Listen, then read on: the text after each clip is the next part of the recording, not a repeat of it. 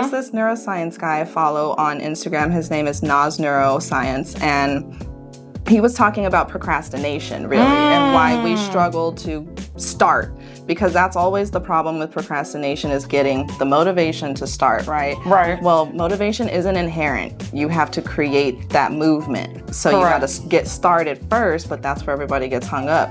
So what he was talking about is what neuroscience has found thus far, which, I mean, we're always learning and exploring, right? Right. But is that the mind, when you're sitting there in one place, like, I need to start this, and you're thinking about how you want to get started, your brain perceives that part of you that wants to take action and get started as a future version of yourself, but it views you as a stranger, not an extension of the person that you are in this moment, having the desire to start whatever it is that you're trying to start.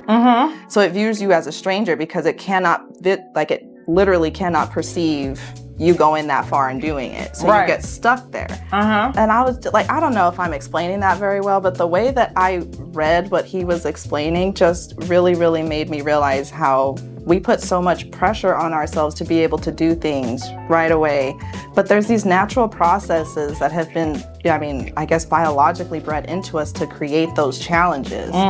And when you're sitting here talking about, oh, I can't get started, I'm like, okay, so you got to start doing, biohacking, finding when you're most motivated and doing the most annoying or dreaded thing that you want to do when you're at your most motivated part of the day. So if you're like a morning person, you got to get those things done first thing in the morning. That phone call that you've been avoiding, first thing in the morning. That person that you don't want to have that conversation with, first thing in the morning.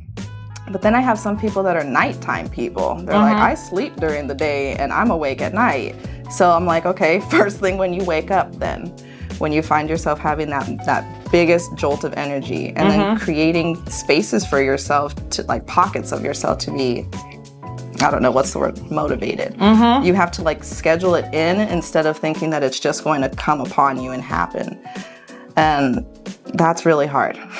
Yeah.